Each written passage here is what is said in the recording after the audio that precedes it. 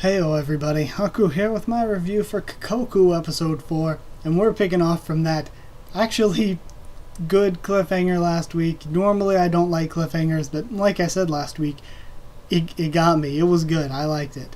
So carrying on from that, we learn, I'll just go through from the very beginning, giving my thoughts and all. Juri actually does still have those powers. She can still knock the jellyfish out of people. Which I think is great. I'm so glad that she kept them, at least while she's here in stasis, obviously.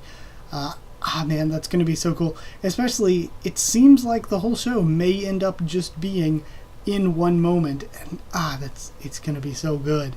Man, I love the writing here. So we have a flashback to Juri as a kid in the stasis. And it kind of made me really, really feelsy. I was so sad and sympathetic for Juri. So she almost ejects the grandpa from the stasis, which we find out could have been very dangerous, because apparently if the person who used the spell leaves, then everyone else who came in with them is trapped there forever. Trapped in that one moment. So, it's just so odd. It's crazy because they talked about it later on. I'm just trying to wrap my head around all of that. How time wouldn't pass for them. They would grow old and die within that moment, unless they broke a rule somewhere along the way and were killed by a herald. I don't know. Would they become heralds if they were living there? So, and this also sort of means that within stasis, there's probably people from like 20 years ago, if somebody used a spell to get into stasis, that's trapped in a moment from 20 years ago, or was trapped, and they lived their whole life within that one moment. The concept of linear time is so difficult to write with, which is why I think it's good that this is all happening in one moment, also because that makes for really cool and unique storytelling. But that's why shows and movies with time travel I usually can't stand. This is very different from that. This is great. But yeah, I usually can't stand stuff with time travel just because the whole science behind it is so very, very, I don't want to say stupid, but it's very wonky at the very least. So she almost ejects the grandpa from stasis, and he was super afraid that if he was ejected from stasis for even a moment, that she's trapped there forever, and she basically blinked out of existence. But nope, she's still there, and that's why he says to her after he explains all that, he was afraid to teach her the spell because he thought that she might misuse it and somehow get hurt. They get chased by thugs again, and I love that Juri finally uses her powers to fight back. We see them in combat, and it is great. So then her and the grandpa, they go, eat, exchange info, and what I was thinking is all the jellyfish she knocked out of those people, did they go somewhere else? Because I thought it was when she knocked the jellyfish out of the one guy that was attacking her, it went to Tsubasa. But maybe it was actually the guy that died via the one that they were experimenting with last episode. Maybe it was the jellyfish from him, because it wouldn't make sense the jellyfish she knocked out of him going to Tsubasa, would it? It doesn't seem like that would make sense. But it does make sense that it would be the people who died, because the first guy that died... Oh, I meant go into Makoto. Because the first guy that died, his went into Tsubasa, so the second guy that died, that would make sense for Makoto. So maybe it's when you die, not when it's knocked out of you with Juri's powers. That would make a ton more sense. Then, moving on from there, what did we have next? I had lost my train of thought there. Oh yeah, that would also mean there was another guy that died later on this episode. So does that mean that the one from him is possibly going to go to the sister that was frozen in that mart? But we'll get to that when we get to it. So Juri used her powers to fight back. They exchange info. And I think it only happens upon death that it leaves them. And that makes slightly more sense. But I actually got a laugh out of that's the leader. The leader of the cult isn't with Sagawa right now, is he? That's just some muscle dude.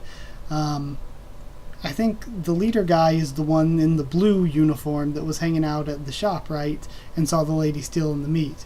But, well, he ends up being there while Makoto and Tsubasa show up and find the frozen sister. Or the stalled sister. So the cult, back with their father, says that their family hasn't been using the stone to save others, though they've had it all this time. And I guess that's the cult's purpose, is they're trying to use the stone to save others, at least in their mind, but they're doing a ton of evil stuff.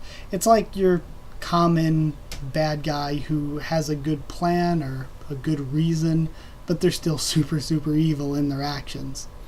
Then we've got, we find out more about the Master Stone actually from Majima. She says that the Master Stone is sort of like the train, and the subordinate stone is sort of like a car. It just follows it.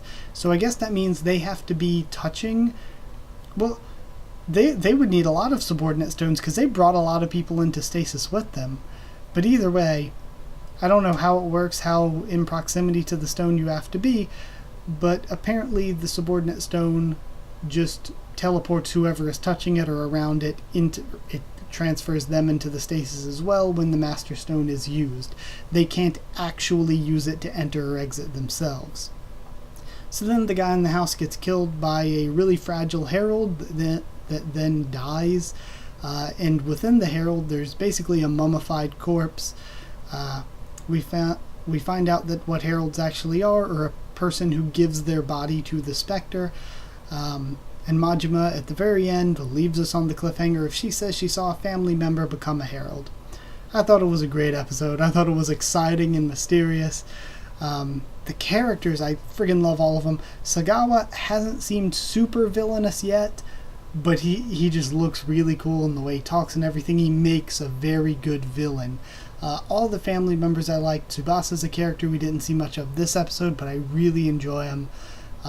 Juri is an absolute badass. Juri is so awesome. Majima's a cool character, and I kind of hope her and her maybe group of allies sort of betrays the cult and helps Juri and the grandfather. Because it seems that Juri and that Juri saw Majima as a child and they were somehow in the same stasis. I guess she was at one of the subordinate stones or something.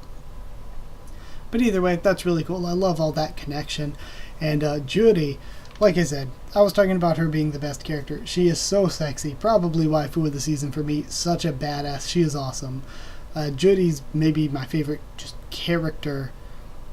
I don't know. I can't think of any characters from any other shows right now that I think are cooler than Juri. She's so awesome.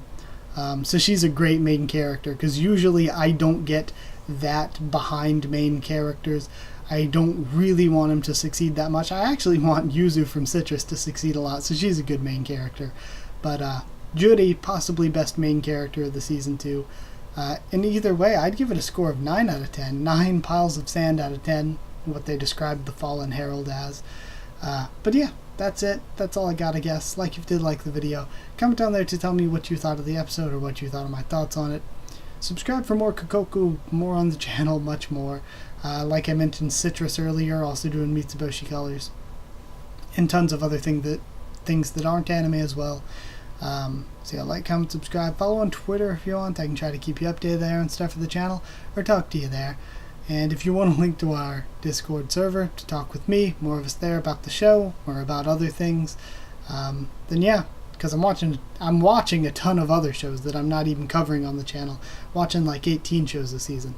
But either way, yeah, that's it. So thank you again for watching. I'll see you all next time.